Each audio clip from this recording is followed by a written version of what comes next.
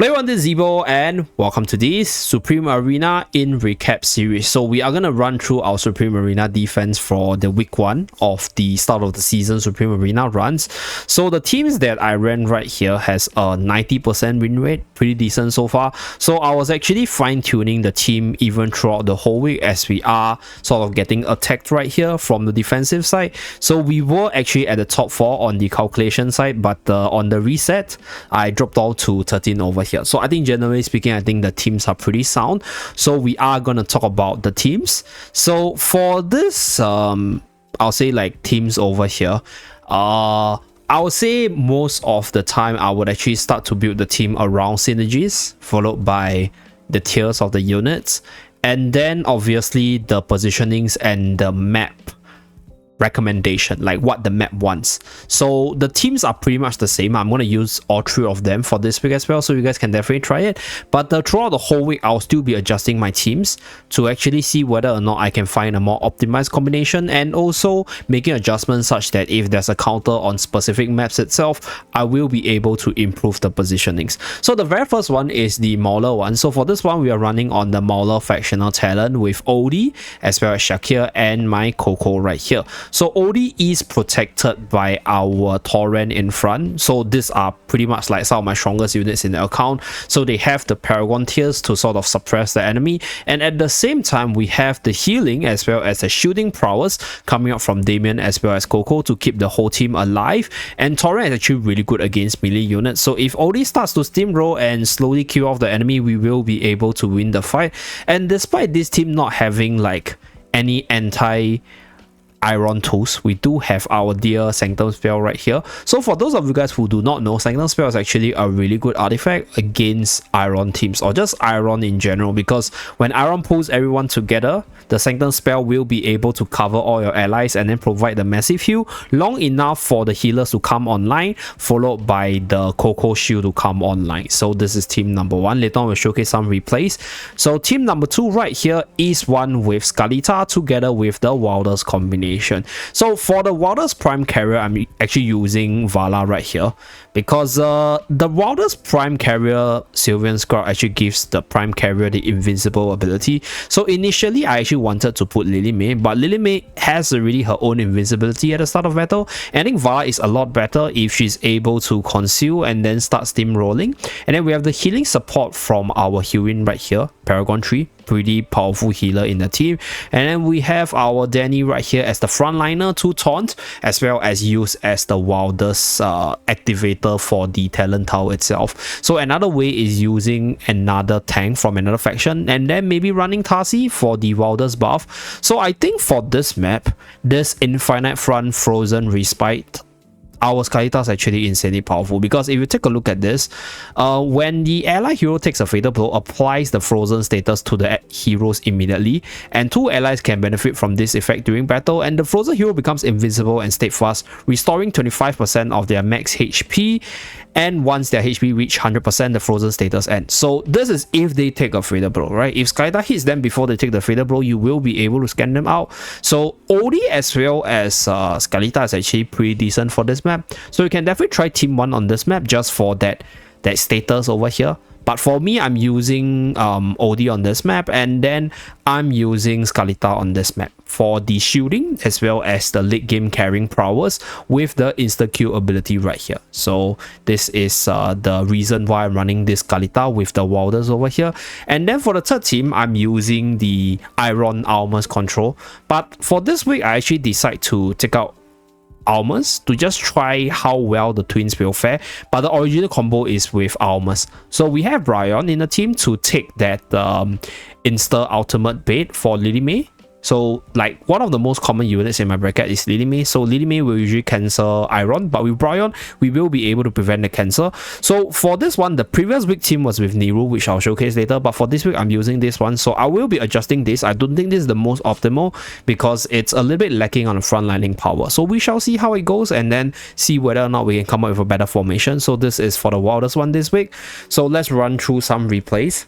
Okay, but before we run through some of the more, I'll say, significant replays, here are the team previews.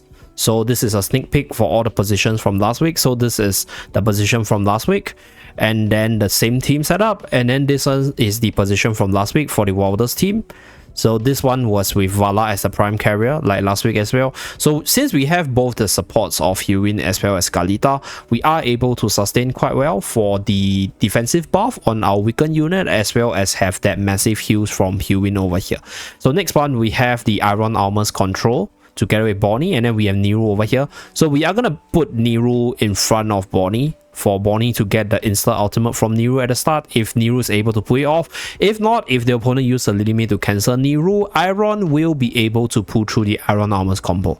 So this is the positioning. So for the artifact side, I was actually thinking whether or not Snowman spell is the best one, but I do think that the next artifact, which is the Snowfall spell, the one that summons the Blizzard, will be better for this team, because that will give us additional damage and quite a fair bit of stats with haste buff. So I don't think Snowman is the best, but I think Snowman does give you that additional protection against OD, because that Snowman can change the target for OD's ultimate towards itself. So that's another synergy that you use to counter OD with this artifact right here. So that's for the teams. So for the replay side, this is the Iron Armor's comp against the Mauler team. So we'll showcase the Sanctum spell synergy against the Iron team. So right here, Iron pulls everyone together, they get rooted, but once Sanctum spell comes online, if your units are tanky enough, the Sanctum spell will be able to provide for the heals, such that it buys enough time for your Damien as well as Coco to come alive. So once Damien as well as Coco comes alive, I think we are in a pretty safe spot, because we have both the heals, we have the disruption of Damien, as well as OD to carry us from there. So I think my OD actually got snapped off by the Sylvina at the start of battle. I think it is a very cool idea over here. But because we do have the secondary carry in terms of Shakir against the control team, so even if the opponent does snipe us off from the initial snipe on our OD, we should still be able to win this fight with the secondary carry from Shakir. So Shakir in general is actually really good against control teams. So let's say if you have issues struggling against control teams on the defensive side, do try to put a Shakir in your team itself. So this is team number 1. This is the Mauler team. So Shakir is a secondary carry. Okay, we'll run it 2 times and then we slowly wither them down. So you will probably need, like, I'll say at least 1 healer in the team per team, most likely, if you have the units, because right now there's quite a bit of burst damage and also quite a bit of Bonnie teams running around. So against Bonnie, if you don't have heals, you pretty much get withered down. So we do have a few fight against Chloe right here. I think Chloe eventually used the Mauler team to break me, so that's that. And then we also have this team over here. So this team is actually really solid, because against Iron Armors you have Lily May to cancel their ultimate, so that's that. And then we have a few other battles that is not against Iron Armors. So this is against the Harrock team. I think this is a little bit off in terms of the team setup, although maybe the Paragon tiers on this unit is a little bit higher. So we do have a few fights where we lost, which we will showcase as well. So against Nirinda right here, after 3 tries we lost over here. So I actually shift out Brian, so I started off with Brian, but then I felt that Niru is a little bit better because of obviously the Paragon stats. And then over here, this was my original setup. I was using my higher tier Viperion over Vala, but I realized that Vala is actually super duper good with the Wilders Tau, so that's why the team actually evolved over time. But the structure for the team is pretty similar throughout. So that's that. Skalita was in the Mauler team at first, then I realized that Skalita is actually a lot better in the second map, so I shifted Skalita over. So later on, as I evolve over here, I got a much better win rate over here. So let's take a look against Shia over here. So this is Mauler team with Harrock against me, so let's take a look, see how this Harrock fares. So I think ideally, right, like I think you want to build your team around your highest Paragon tier units. So sometimes even if you have a much better synergy, but the Paragon tiers on your units are not the best, I think it is just much better for you to use your stronger units because of the increase in rivalry stats from this patch itself. So in the next few weeks, I will actually experiment with a few different team combinations with those like rivalry stat like advantage, to see whether or not there are other team options that we can use on the defense to actually have a variety of teams out there. So that's it. That's pretty much it for this video. Maybe one more replay in terms of the last team. So let's see how Chloe actually broke this very last team over here. So she was using a Tarsi team together with Lily May right here, Paragon 2. So to match up against my Paragon tiers. So this is the team right here.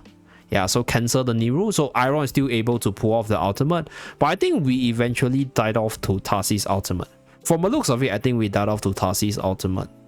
Yeah, cause yeah, the Tasi probably got off the ultimate, and because my team is not a very sustain heavy team, we can't actually fight against the Tasi after she cast the first one, cause my units just slowly melted off.